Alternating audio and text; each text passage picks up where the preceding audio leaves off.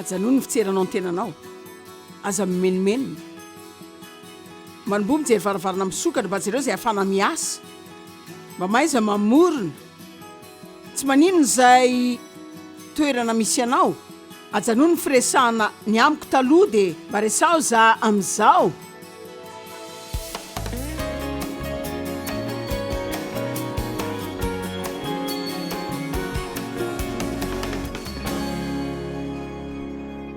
Nahita folo angamba ary mino aho fa mbola misy mihoatra an'izany aza ny fahadiso-kevitra. Nahita fahadiso-kevitra farafakely ny folo izay ny sain'ny Israelita ary inoko fa niazonazy ny hodikodina tao an'efitra tao fa tsy ny fahavalony izany. Matetika mihevitra hoe raha tony dia voly dia raha dia nefa dia raha. Fa amin'ny ankapobeny dia isika ihany no olantsika. Tsy tena ilay olantsika no olantsika fa ny toetrantsika manoloana ny olantsika dia izay no olantsika. Ny toe-tsaintsika mihitsy manoloana ny olantsika, izany olantsika. Na dia manana olana azy sika dia mbola misaina hoe tena efa tsy zakako ty, tsy vitako mihitsy ty. Tena toe-tsaina diso izany. Izay mety azona matotra anao. Fa raha afaka misaina ianao, afaka manao izay ilay nataoko amin'ny alalan'i Kristy ilay papahery ahy dia tsy hiala andaharana izany. Efa mandresady ianao. Izany izao dia resaka fandehanana amin'izany ihany. Ny toetra diso manaraka izay nananan'ny Israelita ka nampidoza azy betsaka izay ampidozantsika matetika koa sady azona antsika tsy ho any amin'ny tany kanana dia hoe tsy atsoko izany. Tsy atsoko izany. Tsy olako mihitsy izany hitanareo. Ohatran'ny tsy tsara. Fa tsy atsoko izany. Tena tsy atsoko raha nanao trosa. Tsy atsoko mihitsy raha tsy nety mariazy ko atsonao izany. Tena tsy atsoko mihitsy raha latsaka anaty olana be amin'ny fiainako. Fa izao no lazaiko. Marina ihany no hanafaka anareo. Ary tsy ny famarinana mikasika ny olo-kafa no hanafaka fa ny famarinana mikasika no hanafaka. Izao sika dia mbola azo hena misimisy kokoa izao ka dia mivonona ary. Vonona. Hatraiza ilay fahafahana raha afaka milaza ianao hoe tsy mahatsiaro tsara satria tsy mikarakara tena loatra. Ohatran'ny tsy tena matory tsara, toa tsy tena misakafo tsara, tsy afabizana loatra, ohatran'ny hafahafa izany.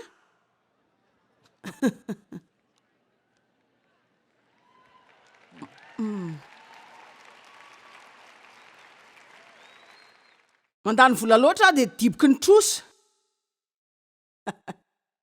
Zay mandany mihoatra ny zaka tsy maintsy mitrosa foana. Tsy tena endry tsara, nentin'ny fihetsepoa.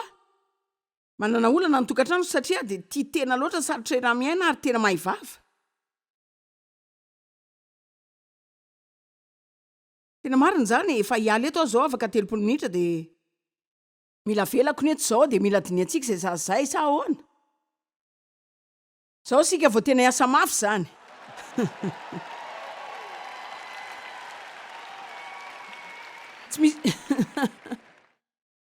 Tsy misy fanalefahana ihany koa izany.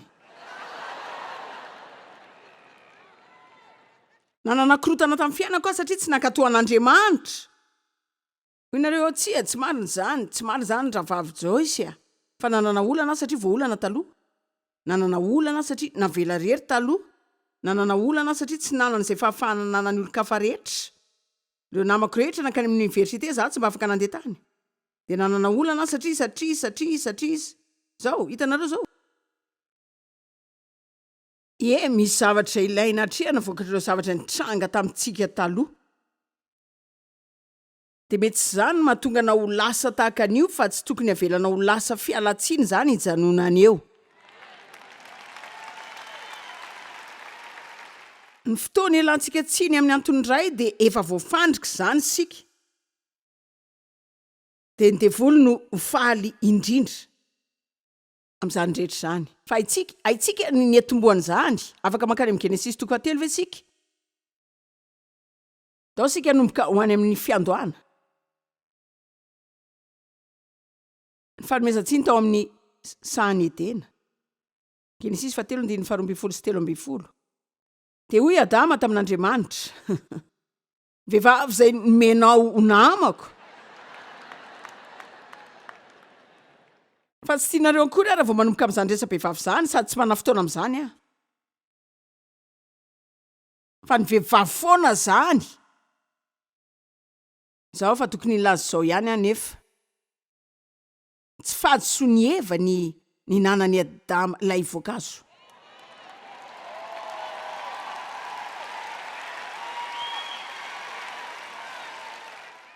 Zaho nomeny ny lahy zany de naka fanahy azy izy.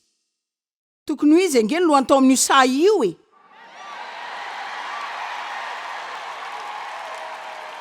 Lehibe tao amin'ny sa. Ary rehefa namiazy zany ny vehivavy de tokony teny hoe Eva. Fa inona ny olanao? Ainao zay lazain'Andriamanitra antsika.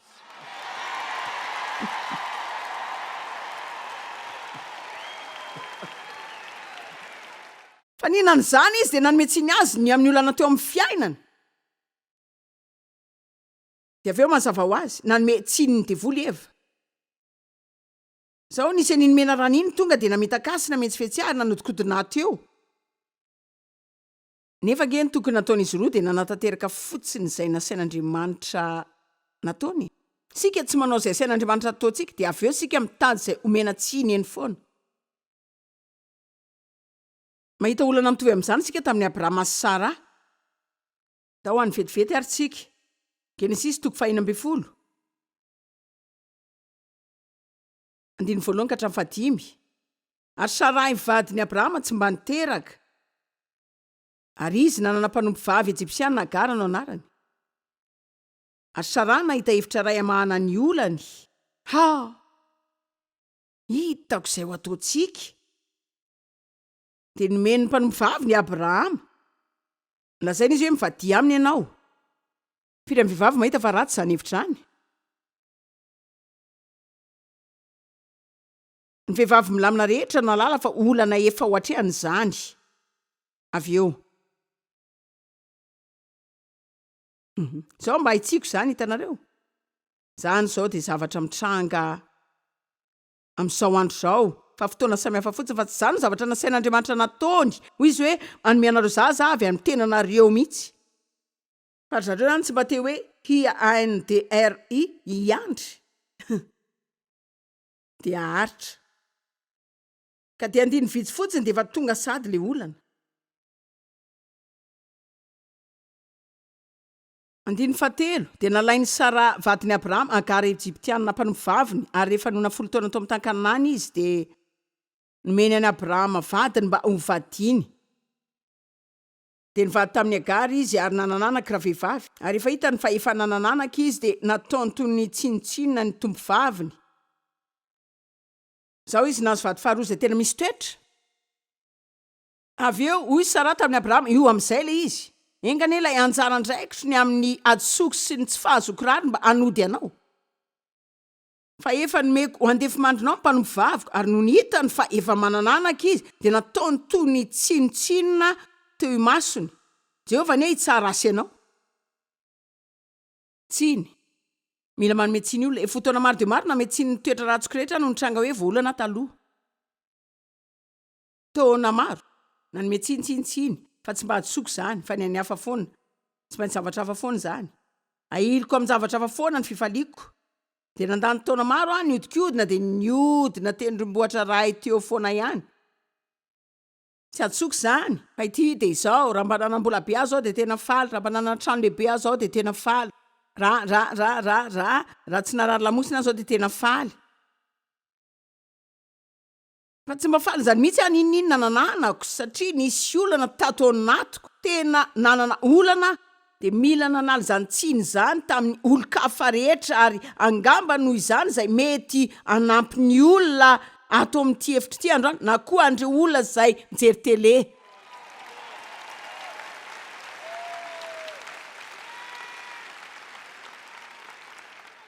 Afaka vela daholo ny fahotana rehetra. Fa tsy maintsy miatrika ny marina aloha ianao. Famondrapo sy fahamarinana miaraka foana. Tsisy famondrapo, tsisy fahamarinana zany. Zany natao hoe fibebahana, makany amin'ny toeran'ny fahamarinana zany. Tsy voatery atsary fanamelohana ianao, tsy voatery atsary meloka, fa mila miatrika zany ianao aloha de manolotra azy an'Andriamanitra. Na de raha tsy manao aona azy zany de atreo atsoy araka ny anarany zany meo an'Andriamanitra zany. De naro ny fialana aingana any efitra de ankafiziny fiainana mahafinaritra nahafatesan'i Jesosy omenanao. Ananatra olona androany, azafady ajanony reny fanomesa-tsiny ny zavatra rehetra eo amin'ny fiainanao ho any amin'ny olo-kafe.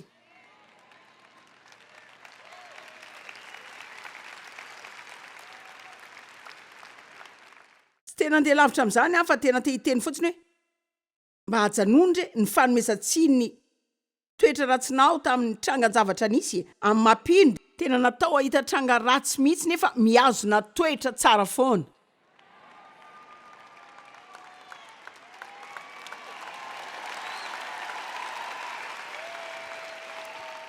Sika ny tena tokony olona milamina. Zany mihitsy tiatsika ny misaina mikasika an' Jesosy. Jesosy tsy miova, maly sy anio ary mandrakizay. Aiza nefa izy nipetraka ao aminao, sy amiko.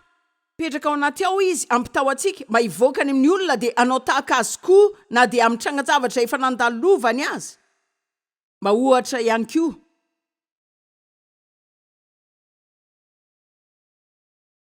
Fa mahita fialatsiny amin'izany foana tsika, tsy misy azosoantsika mihitsy. Baiboly milaza fa Jesosy tonga feno famarinana sy fahasoavana. Efa misy fahasoavana vonina foana eo. Misy fahasoavan'Andriamanitra efa vonina maimai-poana foana eo. Fa tsy maintsy miatrika famarinana aloha. Na izany aho samy miatrika izany na tsy havita izany mihitsy. Fa atsoa-kevitra larana fafito. Tena mitsetra tena koa satria tena be olana be mihitsy. Ny fitseran-tena no tena fihetsepo tsy ilaina indrindra. Mety ho tena voafatotry ny fitseran-tena ianao, ka isaky ny tsy mahazo ilainao ianao ny valiny voalohany anananao de fitseran-tena ho an'ny tenanao foana. Ny hoe mitsetra-tena de tsy tianareo koa ty zao fa mariny ty fanompo-tsampy. Maninona raha vavy Joyce za ve de anompo sampy zany? Rehefa feno fitseran-tena sika de miodina amin'ny tenantsika de manompo ny tenantsika de ny any mba heverintsika foana de hoe za. Zany foana ny saintsika. Inona nataonao tamiko? Inona zao ny inona tsy nataonao tamiko? Inona ary nitranga tamiko? Azafady mifona. Rehefa tsy mandeha araka izay ilainao ny resaka de mahatsiaro ohatr' zany ianao. De tsy afaka ny mampalahelo any efa matanjaka. Za tsy hipetraka eto zany de andany andro hitsetra ny tenako mandra-parivan'ny andro. Andriamanitra andray an-tananahy. Raha matoky azy Andriamanitra no ikarakara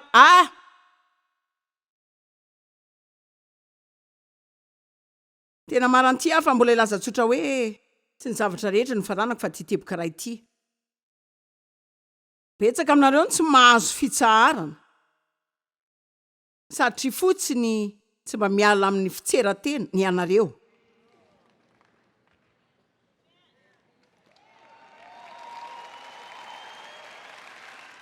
Ny fitserana ny tenantsika tsy mba manetsika ny tanan'Andriamanitra zany. Ny finoana ihany no manetsika an'Andriamanitra. Zany de mahomby mampanantena fiandrandrana zavatra tsara izay mety hitranga amiko amin'ny fotoana rehetra. Amen. Fa tsy nitsetra tena eny foana tiako ny mamaky ny tantaran'ny Zakaiosy ao amin'ny Luka 7:20.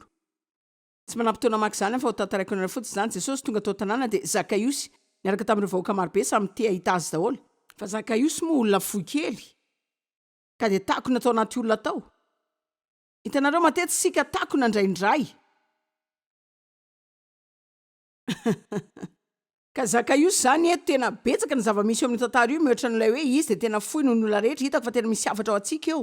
Fa misy tranga mahatakona antsika foana. Raha tokony hitsetra ny tenana izy de unipetraka fotsiny. Ny olona rehetra mahita Jesosy za zany tsy afaka mahita satria fohy kely. Tena manahirana nge zany fohy zany Tena betsaka ny zavatra tsy hitako satria foy kely. Tsy any Baiboly milaza hoe Zakaiosy ny azakazaka eo anoloan'ny olona de niakatra teny ambony hazo izy mba ahitany an'i Jesosy.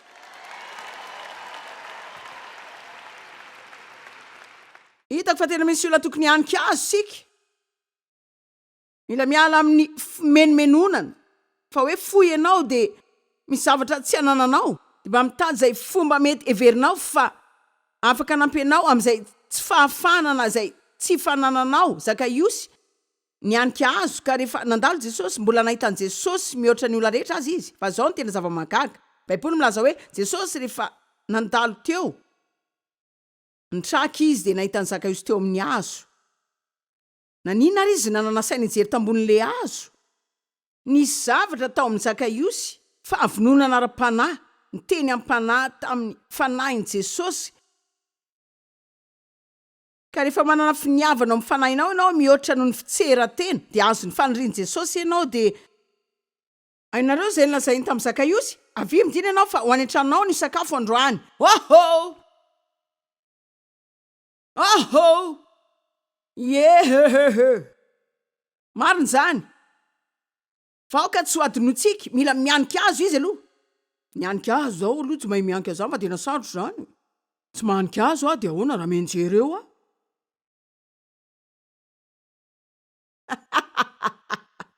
Mety mila manangana ekipa anao azo de mba aniako am'izao fivoriana zao. Amen. Aza noho ny fitseranao tenanao. Aza menomenina. Manomboa mijery varivarina misokatra mba jereo zay afana miasa. Mba maiza mamorona. Tsy manino zay toerana misy anao. Aza noho ny firesahana ny amiko taloha de mba resao zao am'zao. Hitanareo, na olana fa zao de efa marin'Andriamanitra ao amin'ny Kristy. Mety laza koa nareo hoe tena zaza efa nivary tena, fa efa afaka milaza ianao hoe efa olom-baovao amin'ny Kristy koa aho zao. Efa lasa ny zavatra taloha de efa famoronana ny vaovao mihitsy aho zao. Aza mba miresaka zay ianao tany aloha tany, fa lazao zay ianao ao amin'ny Jesosy zao. Tena mampifalifaly ny tenako mihitsy ary fa mitoro teny.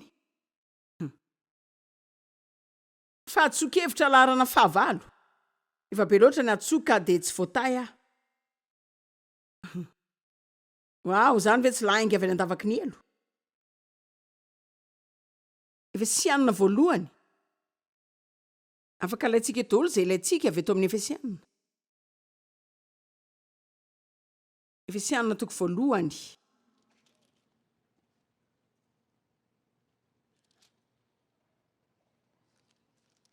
Ndiny fatelo hatramin'ny fadimy. Saorana ne de ray nankasitrahana omemboninahitra Andriamanitra rainiko Jesosy Kristy ilay Mesia tompontsika izay nitahantsika tao amin'ny Kristy amin'ny fitahim-panahy rehetra any an-danitra natolotra tamin'ny fanamasina. Tsy nitahantsika izy satria mendrika sika, nitahantsika tao amin'ny Kristy izy. Araky ny fidianany antsika tao aminy tamin'ny fitiavany de nalaino tahaka ny antenany sika, fony tsy mbola ary ny fandrena zao tontolo zao, mba ho masina sady tsy misy tsiny eo anatrehany sika, voatokana sady natokana ho azy. Andiny fadimy, rehefa nitendreny raha teo amin'ny fitiavany sika, mba ho azy amin'ny fananganana anaka amin'ny alalan'ny Jesosy Kristy, arak'izay ankasitrahany fony. Nahoana? Satria izany no ankasitrahany sy tena faniriany marina. Andriamanitra tsy mitaha olona satria mendrika azy zany. Satria tsy mendrika zany sika, fa mitahy antsika izy, satria tena zany mihitsy izy, efa tena mpitahy mihitsy izy. Ka rehefa manomboka mandray zany fitiavana maimaimpony zany ianao, de ilay fahasoavana avy aminy de ho tampoka eo de ho afaka nivoaka eny amin'ny olona ianao de afaka nity olona. Tsy hoe satria mendrika azy zareo, fa satria efa niova koa ianao ka te hitahy olona eny foana. Ka raha tsy faharetana taloha, zao lasa tsy maintsy mitahy. Za zany. Ataovy nge no manantana eny. Rehefa tena feno fitahina iny aho fa de tena voatahy koa ianao. Tena hividianako zavatra ianao, de anome zavatra anao de anao zavatra ho anao de anangananao ndray, de ampivelatra anao anao zay ahatsiarovanao tsara mialohan'ny ilanao amiko mihoatra no natokavanao teo. satria za efa tianao zany foana, za zany tena teta foana. Fa nila nianatra nandray izany tamin'Andriamanitra. Teny tamin'ny foana hoe mila manao zavatra amin'ny olona rehetra mihitsy ianao androany dia tia zazakely ara-panahy.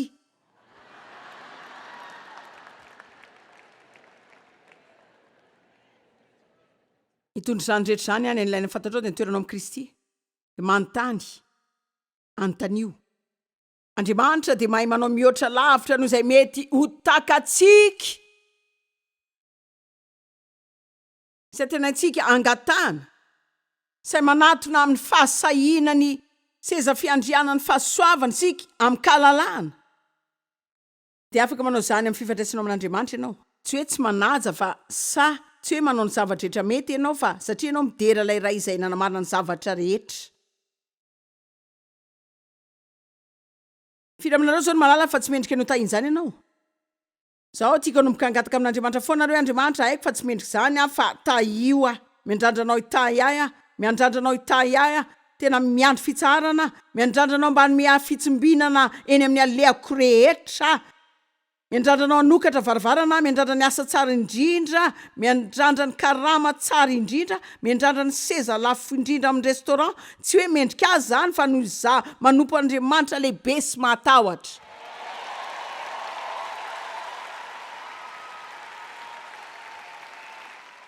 Dia mety hanampy aho hoe raha tsy manangataka izany ianao tsy mba azo zany mihitsy. Tsy mananareo satria tsy mangataka. Fatsonkevitra larana fahasivy. Tiako anahana izay anananao tena mialina. Hitanareo ny Israelita. Miriam sy Arona efa tena nialina ny Mosesy aza. Tena tiandry zareo ny fahefany dia nitadiavy ny toerany. Baiboly milaza ao amin'ny bolana faefatra ambin'ny folo andiny fahatelopolo fa ny fialonana dia tahaka ny fahalovan'ny taolana. Fa ny rin-dratsy fialonana. Mila mitandrina nareo ny amin'ny fialonana. Tamin'ny herinandro aho nahita fialonana tonga tao an-dohako tao.